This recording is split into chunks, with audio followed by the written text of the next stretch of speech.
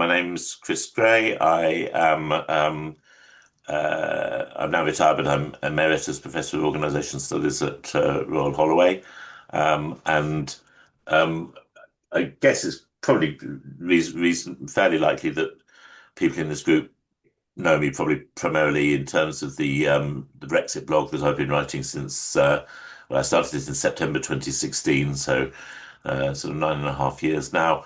Um, and and I'm also the author of that book. I'm not sure if you can see that on the camera. Brexit Unfolded. I think the blur is probably blurring it, but um, Brexit Unfolded. Um, that's the second edition that came out in 2023.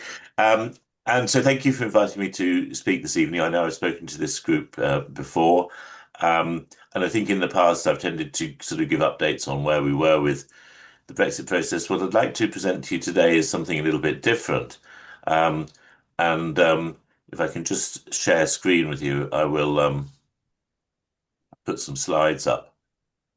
Um, so hopefully you can see a slide, Brexitism, Brexit's new domains. Maybe if that's not the case, maybe Gavin could unmic himself and tell me it's not visible, but hopefully it is. You can, yes, I can see someone saying it is. Thanks, Kevin. Um, so Brexitism, Brexit's new domains, and this is actually, for what it's worth, is the first time I've presented this in public. But it'll be a summary of a fairly short comment piece, excuse me, that I was invited to write for a journal called Contemporary Social Science. And as the image is meant to suggest, which is an image of kind of a spreading or mutating virus, it's trying to capture this idea about Brexit having moved on in some ways and being in new places. Um, so, oops. So this is an outline of what I'm going to talk about. Um, and I'm not sure how long I'll talk, but we'll see how it goes. Um, and so, it is sort of, in a sense, it is about trying to fill out this word Brexitism, which, as some people if people who read my blog will know that since I think last September, I retitled the blog as its entirety Brexit and Brexitism. It used to be called, well, it was originally called the Brexit blog, then it was called Brexit and Beyond, and then I changed it to that. Um, and so I suppose that this is partly about trying to talk about some of the reasons for that as well. Um, and it is just a word, but words are interesting, and it seems amazing perhaps to us now, but the word Brexit, used not to exist, and I think the first usage of the very word Brexit, I think, was in 2010, but it really it was really scarcely used until about 2015, and now, of course, it's one of the most familiar terms in the political lexicon.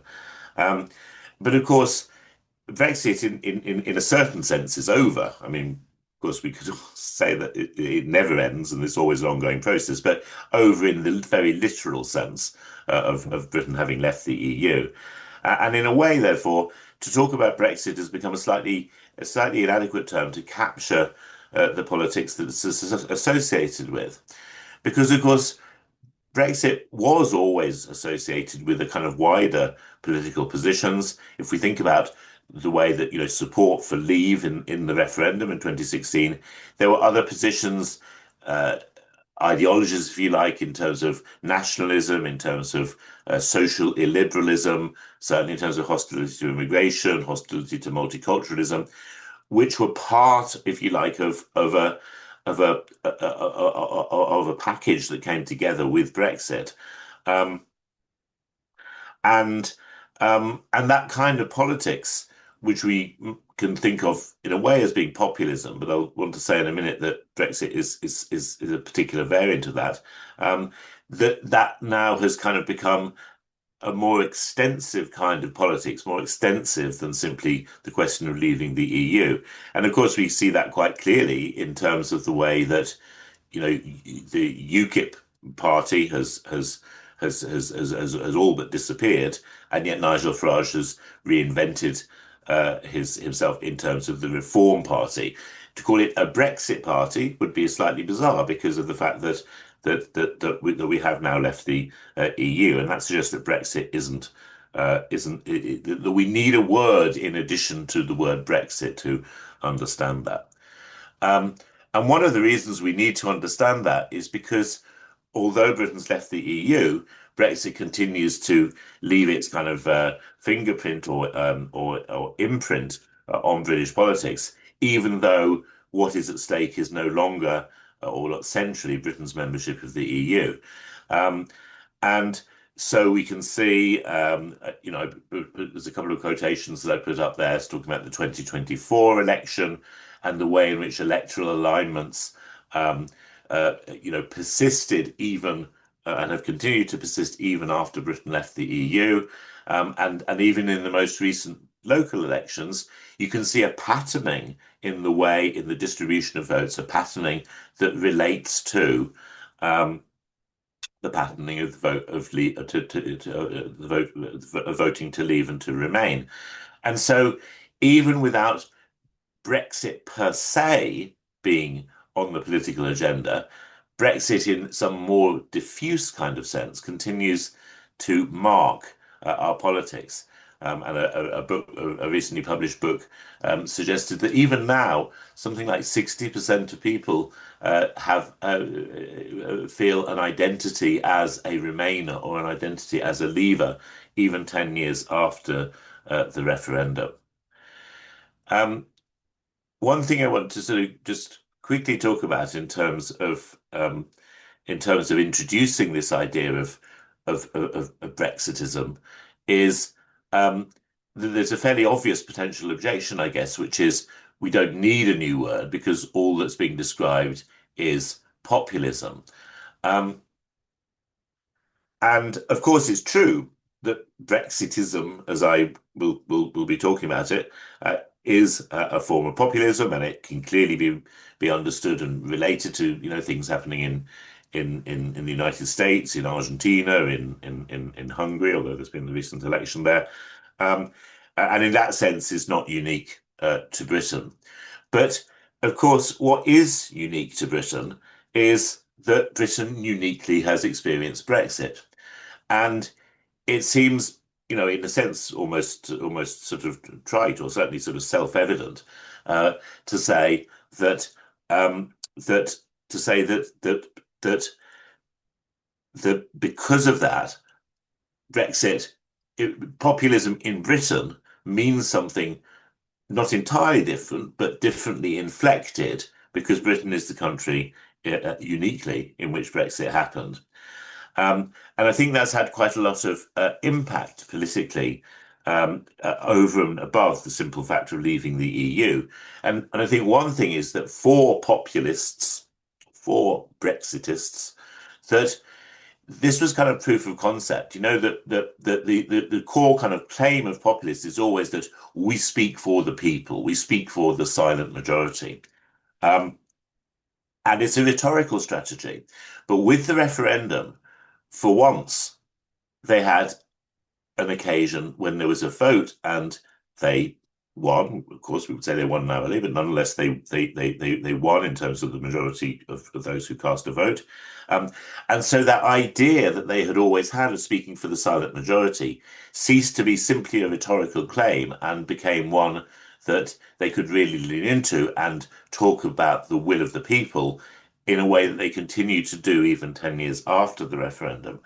Um, and that idea, therefore, was kind of important, um, not just in terms of emboldening populists, but I think also in terms of really kind of serving to cow uh, people on the left, particularly people in the Labour Party, many of whom, and we can see this playing out, right now, many of whom seem to have accepted the proposition that populists in Britain do speak for ordinary working people, that they do speak for the real working class.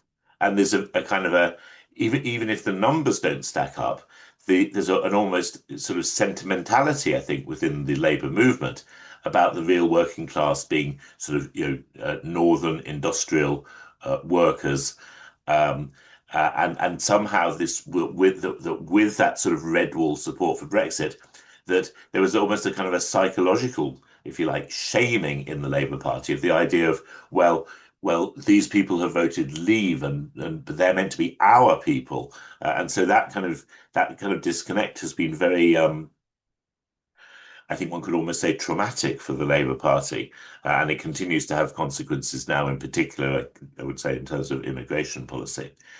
Um, so that's one thing, that kind of silent majority notion. And I think the other thing about the fact of the Brexit vote and the fact of Britain having left the EU is that the Brexitism partly arises because having left the EU, it hasn't actually satisfied the people who wanted to leave the EU.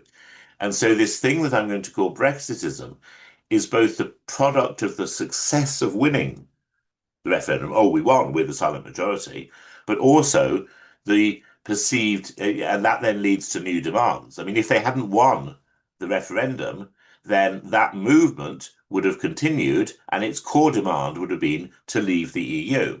But because leaving the EU has happened, it's opened the door, if you like, for those people to be making new and further demands above and beyond that of Brexit.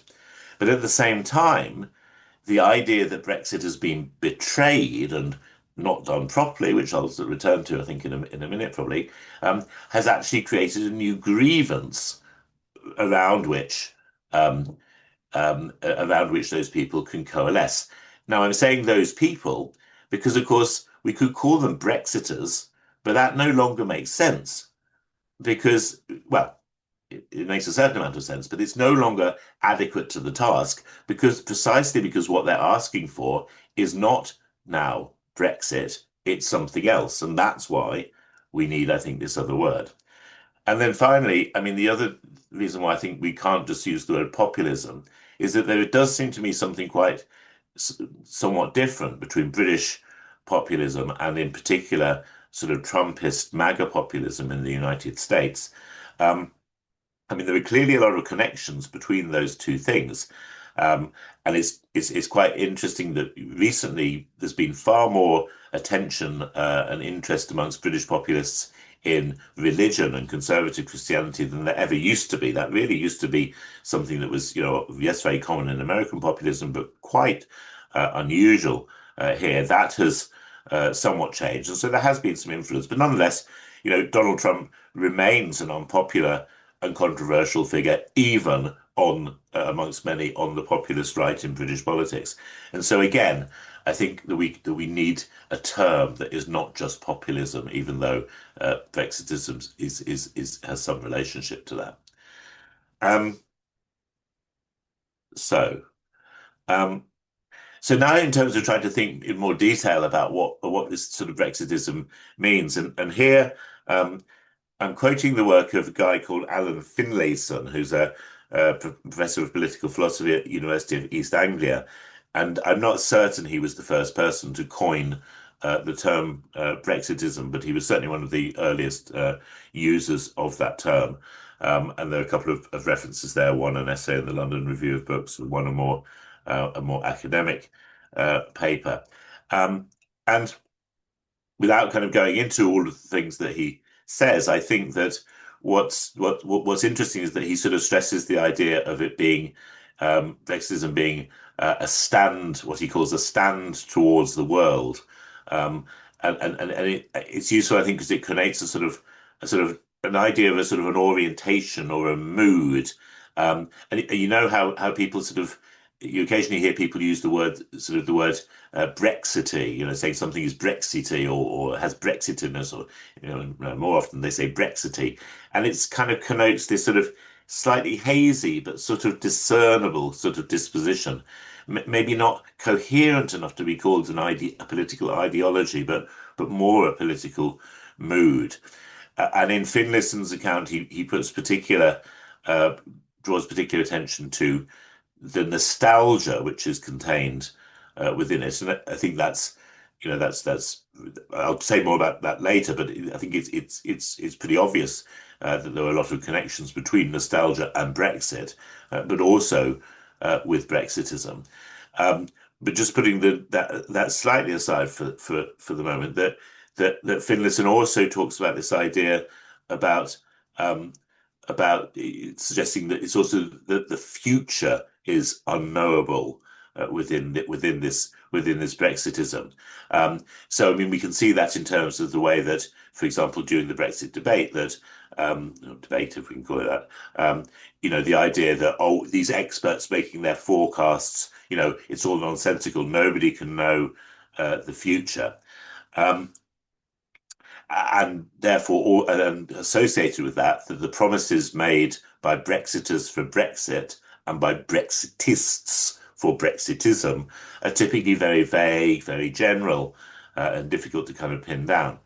Um, the important point that Finlayson makes is also that this view of the future that they have is caught on what he calls the reactionary hook. And that's where this quote comes in. He talks about it. It offers not a window onto a new world, but a reflection, an inverted image of what is behind us and how we remember it. So, in other words, the view of the future is one of the restoration of an idealized and imaginary past. So it's not just nostalgic in the sense of looking backwards, but also it's looking forwards to the restoration of that which never existed um, in the past. Um, and So not just to go back, but to go forward to the past. And I think that orientation, which you can see very clearly, extremely clearly, with the very title of the Restore Party that headed by Rupert Lowe, the guy who was effectively, I think, kicked out of Reform for sort of being too extreme. And it's and that word restore absolutely, I think, captures this idea about looking forward to the restoration of the past. And you certainly see that sentiment that sentiment encapsulated in the widespread phrase used on the Brexit rights of, I want my country back, or I just want my country back. Now that's often attaches to specific ideas about the restriction of immigration, and I'll come back to that later, but also other things as well, like the idea of a restoration of traditional manufacturing industry. A lot of emphasis on the idea that this past could be brought back into existence, um, and but because that past is quite sort of vague and quite sort of mythologized, it's also a desire that can never be satisfied. So it's a vision of the future, a vague and hazy vision of the future based on a romanticization or simplification of the past, and it can never be satisfied. And that has important, I think, very important political consequences, which again, I'll come on to in a second. Um, And then I think the other thing to say is that we can think about Brexitism in terms of a particular policy agenda. And of course, one of the differences between talking about Brexitism now and talking about Brexitism when Alan Finlayson wrote his stuff about it in 2017, the important difference now is that Britain has left the EU. And that changes, as I tried to suggest earlier, that changes the policy agenda. So the policy agenda for Brexitism as compared with Brexit. Um, so I think that within Brexitism, there's a kind of foundational belief that leaving the EU is desirable, maybe even that leaving the EU is sort of magnificent. Um, but that doesn't entail, and actually typically doesn't entail, the belief that Brexit has been a success. So you remember there was a lot of sort of excitement when Nigel Farage said last year, maybe 2 years ago now, the Brexit has failed. And people said, oh, you see, even he is turning his back on Brexit. But it's not as simple as that within Brexitism because it's saying that it's not saying we should never have done it. It's saying that Brexit hasn't been done properly. And so a belief that Brexit was good in itself and a belief that Brexit should be done properly as a sort of future policy um, initiative. That is core to kind of Brexitism. Now, of course, typically they remain very vague about what it means to do Brexit properly, but still, it does associate itself with a particular set of um, or it does associate it with a set of policy proposals that, in particular, would stress, at a minimum, seeking to sort of maximum regulatory divergence from the European Union. But I think also that, or certainly it's the case that for the people who are very committed to um, to this kind of policy agenda, they have never accepted that there was a need for the Northern Ireland Protocol, and they would like to scrap that. Uh, and they would and they would be quite happy to scrap the Trade and Cooperation Agreement as well, because because I'm talking here now about a kind of a hardcore of sort of ideologues. Um, and of course, if they did scrap the Northern Ireland Protocol, by the way, um, they would also fall foul of the Trade and Cooperation Agreement. But they see the whole thing as being a betrayal and being a failure. And of course, the other sort of central policy agenda within Brexitism is the idea of leaving the European Convention on Human Rights. Um, and the argument for doing that is inseparable from their argument about immigration, um, about immigration and asylum policy. And immigration is one of those areas where we can see quite clearly how Brexit has morphed into Brexitism. Because if you recall, you will of course recall, Brexit was sold to many Leave voters, undoubtedly supported by many Leave voters, as a means of reducing immigration. But as a matter of fact, it didn't necessarily entail any such reduction. And if you recall, if we go back to the years before the referendum, people like Nigel Farage were just talking all the time and saying, "Oh well, we just want to have an Aussie-style point system. What matters is that the sovereign British Parliament sets its level of immigration." Um, Now, of course, for various reasons, not all of them to do with Brexit, for various reasons, in the immediate aftermath of leaving the EU, immigration increased sharply under the application of a points-based system operated and set and operated by a sovereign British government. Um, and similarly, Brexit didn't reduce the level of asylum seeking, and in some respects reduced the UK's capacity to manage asylum because of leaving EU agreements associated with that.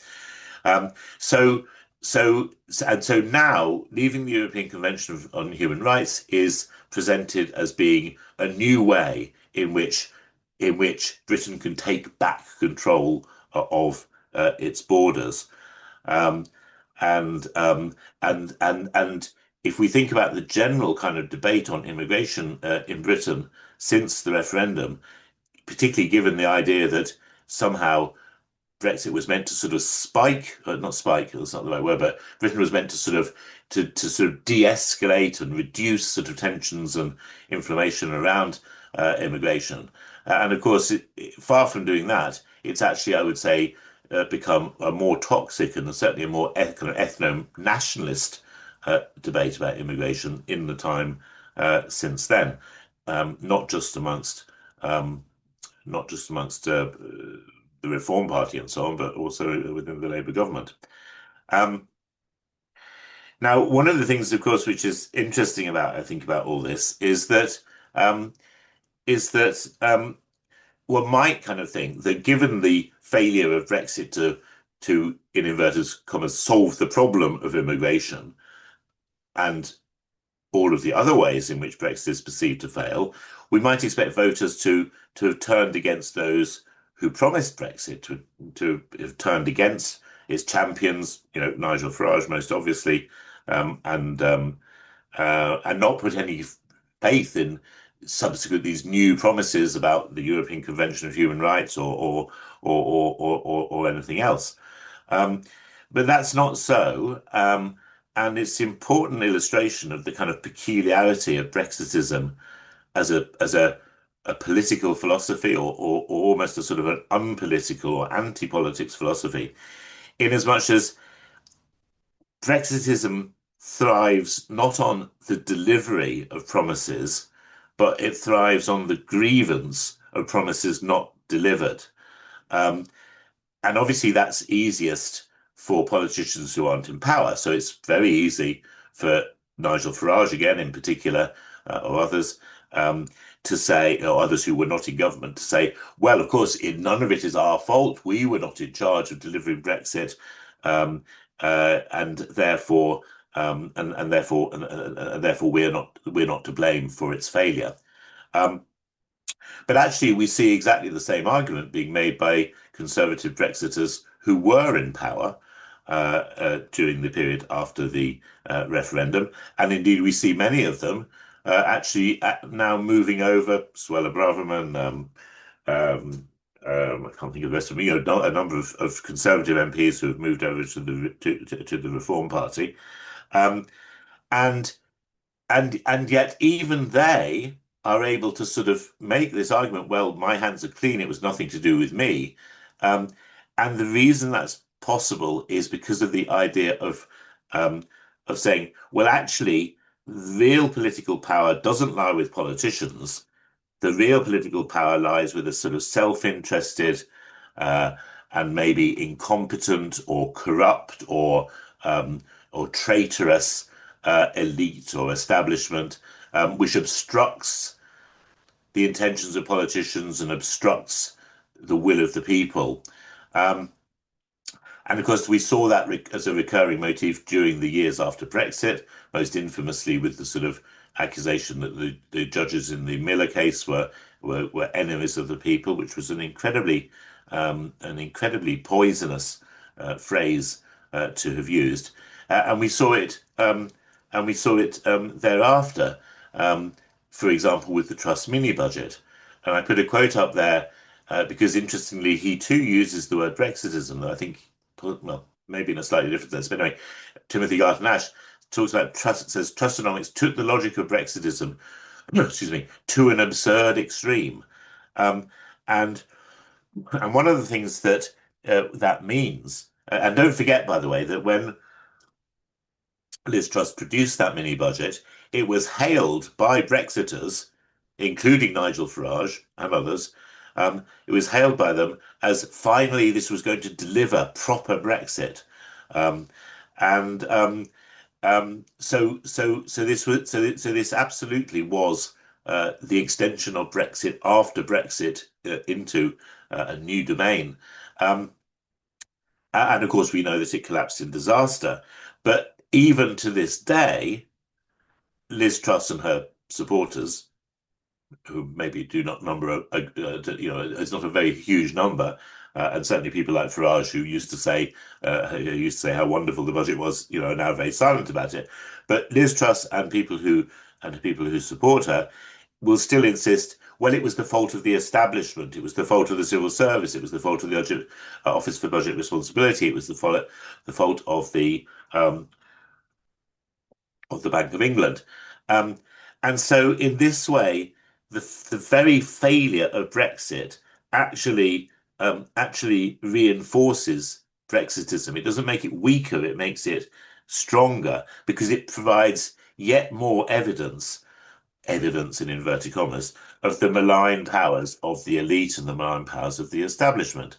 Um, and of course, this then feeds into a sort of a wider culture war against what has now become a very, very amorphous idea of the elite, so they can kind of encompass globalist politicians, the mainstream media, especially the BBC, the medical establishment, charities, the National Trust, the Royal National Lifeboat Institute, academics, even university graduates are sort of seen as suspiciously woke activists, lawyers. What do they talk about? The lanyard class of kind of corporate managers. And sometimes even just talking about the elite as being Londoners, people who live inside the within the radius of the M25, or so a very amorphous, broad, spreading kind of notion of and so whenever things don't work out, it's not their fault. It's the fault of this obstructive elite. And what stitches that, I think, all together is a kind of a political psychology.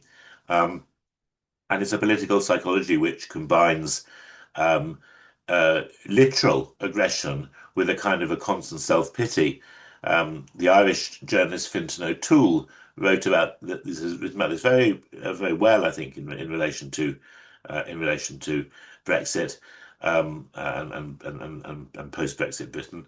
And so we see a kind of like a kind of a very angry nationalism, angry physically on the streets nationalism as well as online and online language, um, which of course is involved in sort of denouncing this, constantly denouncing this elite, denouncing immigrations, and also, if you like, I suppose it's the I don't know if it's whether it's we would call it passive aggressive or symbolically aggressive, but certainly I think what feels a very aggressive kind of campaign of the orchestrated flag flying, and certainly at the kind of the aggressive and violent end of the spectrum, um, the kind of lynch mob violence that we've seen outside asylum seekers' hotels and so on.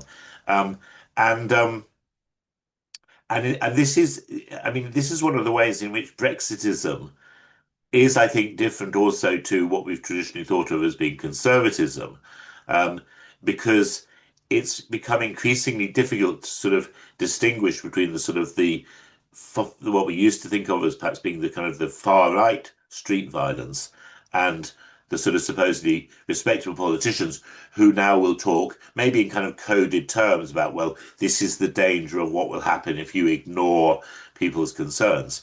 Um, but so they may not be sort of openly endorsing violence, but the gap between that street violence and and sort of institutional politics is less. And of course, another reason why conservatism, traditional conservatism, and Brexitism are different is this thing about being anti-establishment, because you could say the hallmark, almost definition of traditional conservatism was its identification with established institutions, and that isn't true for that isn't true for Brexitists. Um, but along with that anger and that violence and that aggression, there's also this kind of self-pity, this idea of nostalgia. And I think what's especially potent about that nostalgia is that it's not just a sort of what we might call the natural nostalgia of looking back at how things used to be, and perhaps rather sort of fondly, rather benignly sort of missing the past. It's this more aggrieved sense that people feel as say that they've been cheated of the past, that it's been taken away from them, um, and and that I mean that much of that has a very sort of highly racialized component to it in terms of well, at its sort of at the weakest end of the spectrum, sort of talking about sort of diversity initiatives discriminating against white people or complaining about the lack of white faces in the street or of hearing languages on the foreign languages on the train or something like that. But of course, at the other end of a fairly short spectrum, it gets into the idea that there's been a conspiracy by the elite to impose multiculturalism upon upon the population, which is really only a very short whisker away from the sort of far right conspiracy theories about great replacement theory and the idea of an attempt um, to to to marginalize people in their own so-called homeland. Um, and So again, I would say that to a far greater extent than was the case during the original debate about Brexit, the Brexitism has become increasingly openly ethno-nationalist in character. Um, and that nostalgia, by the way, I think now runs very kind of deep into, and this is why I call it a political psychology. It's not just it's something. It's not just politics. It's something kind of deeper than that. Um, And again, there's kind of benign versions of it, which is that, as in the image, I put one of the images up on the screen, all these kind of jigsaws and so on of, ye cozy English tea shop circa sort of 1950 or something like that. But I'm constantly astonished by the fact that, I mean, if you ever do look, for example, at, um, sometimes I will watch on YouTube, TV programs from the sort of 1970s that I remember from when I was kind of growing up, and which is a kind of nostalgia, if you like. And obviously, other people perhaps watch them for the same reason. But you always see in the comments underneath, even something, even where the show has no political content in it at all of this kind of constant comments of look what's been taken from us, look how in those days there weren't any white people, there weren't any there weren't any coloured people. Um, it's a kind of I'm not sure how to express it, but it's kind of like it seems to have absolutely kind of just sort of inserted itself into every tiny little facet, even very trivial things of life, and it's inseparable from a sense of victimhood. This idea of the past, as I say, has not just been lost, but it's been stolen by this kind of incompetent, corrupt, perhaps traitorous elite. And I think what is most corrosive and most extraordinary in a way of all is that I think this is not just about people feeling a resentment of victimhood, but actually it seems to be animated by a desire for victimhood, um, with the consequence that it can never be sated simply by giving the people what they supposedly want, or by listening to their legitimate grievances, so-called, because doing so will never be enough, because the underlying desire is not for the grievances to be redressed, but to luxuriate in the feeling of grievance. And so that makes Brexitism kind of impervious to conventional ways of doing politics in a democracy. Because how can you satisfy voters whose underlying desire is to be dissatisfied? And a number of writers have talked about Brexitism as being a form of anti-politics. Now, anti-politics, it's another term that has a lot of kind of meaning. But I think what I'm meaning from it here is an idea that um, that that you can't simply politicians can't simply design policies which will satisfy these grievances because people don't want those grievances to be satisfied. Now, some versions of anti-politics also think of it in terms of people disengaging from the political process. But actually, one of the things about Brexitism, partly because of the age profile of its supporters, is that is that is that it's actually amongst people who are most likely to vote, i.e., older voters, where levels of voter participation are highest. Um, and so, some closing thoughts. Then I'm going to finish in just a few minutes, just about 2 minutes. Um, I think that. Talking about Brexitism, I mean, this is not a word that many people are using. It's not a familiar word. It's not a very attractive word, really. But I think that although it has this sort of strange ring to it, it is kind of quite familiar because even though people don't use that word very much, the kind of key ideas uh, that I've been talking about have really become part of everyday political language. Whenever you hear, in the olden days, I don't know, in the 60s and the 70s, if you heard people talking about the establishment or the elite or the people, then you would probably think that they were on the progressive left. But if you hear anyone hearing those terms being used now, you'll pretty almost invariably know that that's not the political space that they're coming from. Um, and that's also partly because part of this has sort of transformed some of the things that we used to think of as the landscape of left and right. Because although Brexitism is to some extent a movement of the political right, it isn't just confined to that. And I think that in particular, the kind of blue Labour group or movement associated with Maurice Glassman, which has been very influential in the Starmer administration, and I think actually is also uh, quite influential in the kinds of things that Andy Burnham says as well.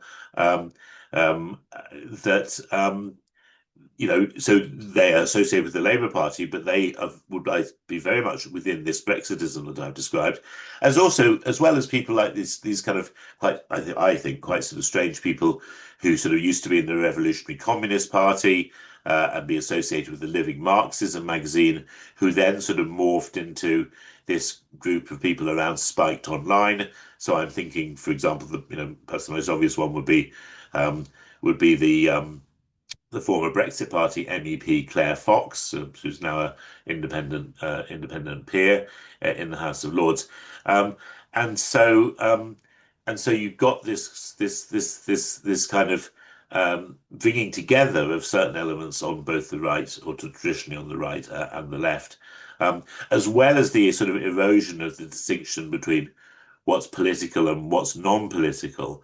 And I think that's what's really important about the culture wars idea. It's not that culture has suddenly become contested, because that's always true, um, but because the contestation around culture has become drawn into sort of formal institutional politics. Now, again, that's not unique to Britain, and it's not unique to Brexit. But what is specific to Brexit is that being for or against Brexit is the key kind of symbolic marker of where somebody stands within those cultural war divides.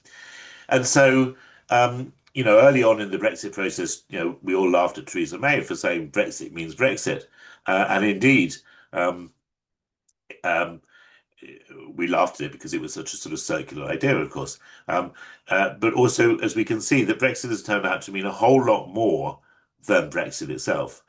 So Britain has left the European Union, and Brexit, in a literal sense, is in the past. Um, but the rupture that kind of expressed and exacerbated still shapes British politics. Um, and that can't be reduced to debates about whether Brexit has been a success, or whether Britain should or should not seek to join or rejoin the EU, or what its relationship with Brexit with the European Union should be like. All of those things are relevant to this, but Brexit, in a sense, has taken on a life of its own. And I think that to understand that, we need a term which references Brexit, but denotes the extensions of Brexit. And although I think it's very inelegant, the best term that I can think of is Brexitism. And that's why I've retitled the blog. And if you're interested in those kinds of issues, do look at the blog, which comes out fortnightly.